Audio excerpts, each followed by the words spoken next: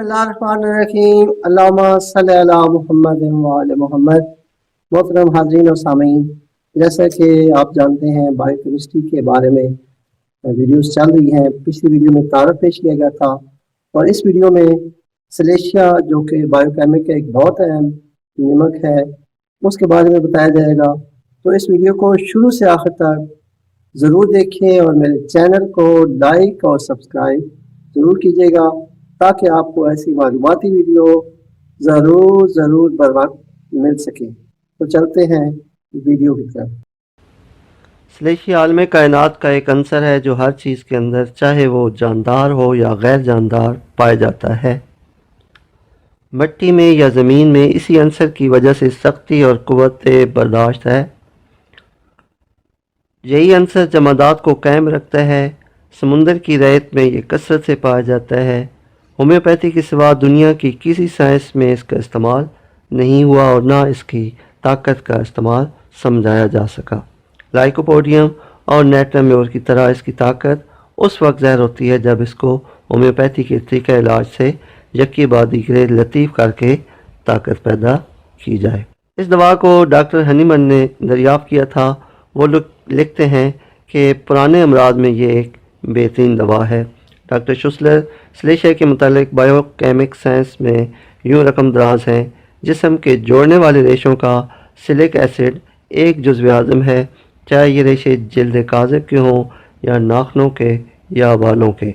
अगर किसी जोड़ने वाले रेशे या जल्द के किसी हिस्सा में कोई ऐसा मरकज़ पैदा हो जाए जिसके अंदर पकाने वाला वर्म मौजूद हो तो सिलेशिया का इस्तेमाल करना चाहिए। सिलेशिया के इस्तेमाल से इन रेशों के अंदर एक तरह की ताकत पैदा हो जाती है जिससे वो रेशे जिस्म के मुखालिफ मादा यानी मवाद को बाहर फेंकने के काबिल हो जाते हैं। सिलेशिया पुराने रिमेटिक अर्थराइटिस जिनमें गांठें पड़ी होती हैं में इस्तेमाल होता है। इसमें एक किस्म का खुर या मिट्टी का सा मादा होता है जिसको अंग्रेज़ी में कैलकेरियस डिपॉजिट कहते हैं।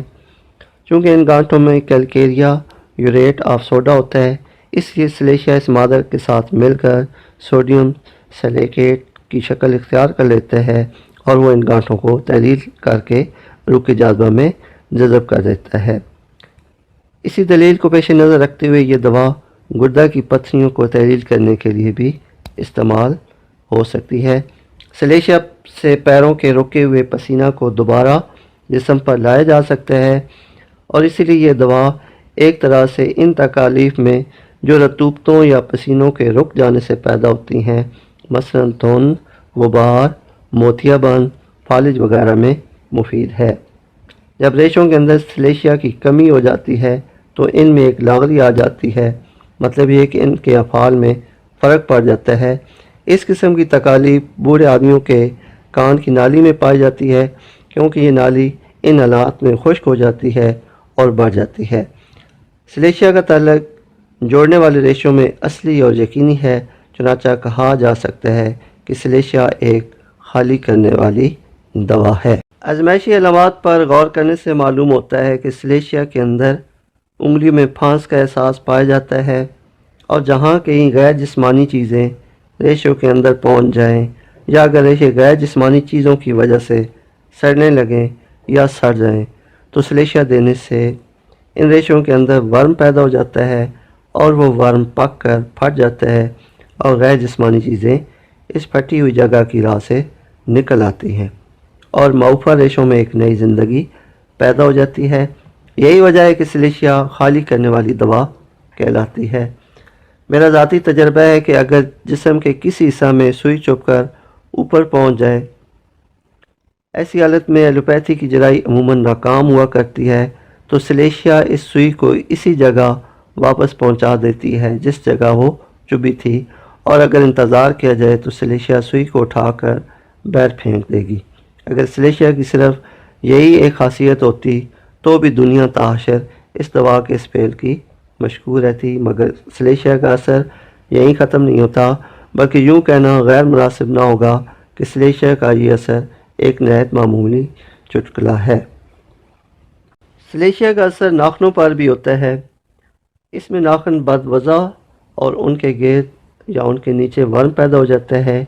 उंगलियों की नोकों में पकने का एहसास, سلیشیا کی ایک رہنما علامت ہے جو عام طور پر ایسے کیسوں میں ملتی ہے اور سلیشیا کی طرف معالج کی رہنمائی کرتی ہے۔ سلیشیا کی جلد ہمیشہ ناتندرست ہوتی ہے اور ہر چھوٹی چوٹ زخم بن جاتی ہے۔ سلیشیا کے ہاتھ اور خاص طور پر پاؤں پر پسینہ ہوتا ہے اور یہ پسینہ بہت زیادہ بدبودار ہوتا ہے، اور اس پسینے کے علاوہ سلیشیا میں سر میں پسینہ آتا ہے اور یہ بھی بہت ہی بدبودار ہوتا ہے۔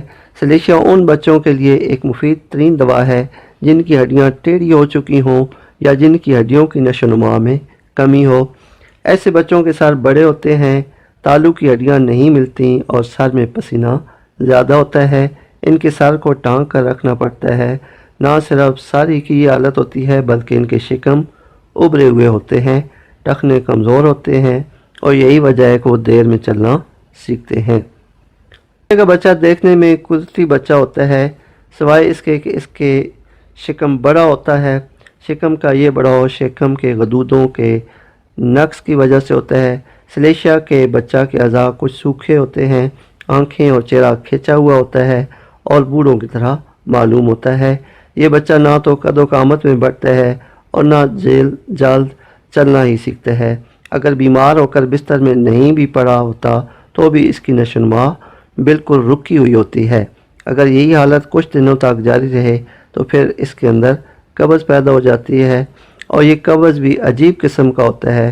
بچہ پاخانہ کے لیے زور لگاتا ہے اور پاخانہ کا کچھ حصہ باہر کو نکل آتا ہے مگر پھر دوبارہ اوپر چڑھ جاتا ہے۔ ایسا معلوم ہوتا ہے کہ مبرز میں نکالنے کی طاقت ہی زائل ہو چکی ہے۔ سلیشیا کے مریض بچے خنازیری مزاج کے ہوتے ہیں جو دانت نکلنے کے زمانے میں کیڑوں کی تکالیف سے تکلیف اٹھاتے ہیں۔ سلیشیا کے مریض پتھر میں کام کرنے والے یا چٹانوں کو کاٹنے والے ہوتے ہیں اور ایسے مریض ہمیشہ سینہ کی تکالیف میں مبتلا رہتے ہیں اور ان کے اندر طاقت کی بہت کمی ہوتی ہے۔ سلیشیا کے اندر ایک خاص دماغی علامت پائی جاتی ہے جو نہایت عجیب و غریب ہے۔ وہ یہ ہے کہ مریض کو ہر وقت پنوں اور سوئیوں کا خدشہ لگا رہتا ہے اور وہ ان سے ڈرتا ہے، ان کی تلاش کرتا ہے اور ان کو گن گن کر رکھتا ہے۔ یہ ایک ایسی علامت ہے جس سے رہنمائی حاصل کر کے کتنے ہی پاگل پان کے مریضوں کو اس دوا سے تندرست کیا گیا۔ دماغی علامات کا تعلق عموماً چاند کے کٹنے بڑھنے سے ہوتا ہے، چنانچہ دوران نیند چل دینا اور مرگی کے نئے اور پرانے چاند میں بڑھنے کا پتہ دیتا ہے۔ سلیشیا کے مریض میں حرارت عزیزی کی یا حرارت حیات کی کمی ہوتی ہے، چنانچہ بہت سخت محنت اور سخت گرمی میں بھی اسے سردی محسوس ہوتی ہے اور گرمی کے موسم میں بھی وہ بہت گرم کپڑے اور ٹوپی اوڑھ کر رکھتا ہے۔ سلیشیا اور امراض نسواں۔ سلیشیا میں دو حیضوں کے درمیان خون کا سیلان ہوتا ہے۔ بچوں کے دودھ پلاتے وقت یعنی جب بچہ دودھ پیے رحم سے خون جاری ہو جاتا ہے، معمولی تحریک سے بھی سیلان خون شروع ہو جاتا ہے۔ یاد رکھیے کیلکیریا کی مریضہ میں حیض دودھ پلانے کے زمانے میں ہوتا ہے مگر سلیشیا کی مریضہ کو خون اس وقت شروع ہوتا ہے جب بچہ پستان کو منہ لگاتا ہے۔ سلیشیا رحم کے استسقاء کو بھی فائدہ دیتی ہے۔ جب رحم سے پانی کی سی رطوبت زیادہ مقدار میں بہے، بعض اوقات یہ دیکھا گیا ہے کہ رحم کی ایک یا دوسری جانب گومڑ یعنی رسولی ہوتی ہے اور وہ آہستہ آہستہ بڑھتا ہے اور اچانک کسی وقت اس سے پانی، خون یا دیگر رطوبت پر نالے کی طرح بہتی ہے اور گومڑ ہموار ہو جاتا ہے مگر بہت جلد دوبارہ بڑھ جاتا ہے اور اسی قسم کی رطوبت سے پھر جاری ہو جاتی ہے۔ ان حالتوں کو رحم کا استسقاء کہا جاتا ہے اور انہی حالتوں میں سلیشیا بہت زبردست اثر دکھاتی ہے۔ سلیشیا اور اوورین سسٹ۔ بعض وقت مہینوں تک حیض نہیں ہوتا اور بعض وقت حیض کی کمی ہوتی ہے۔ شرمگاہ میں پانی کی تھیلیاں پائی جاتی ہیں اور یہ تھیلیاں مٹر کے دانے کے برابر یا نارنگی کے برابر ہو جاتی ہیں۔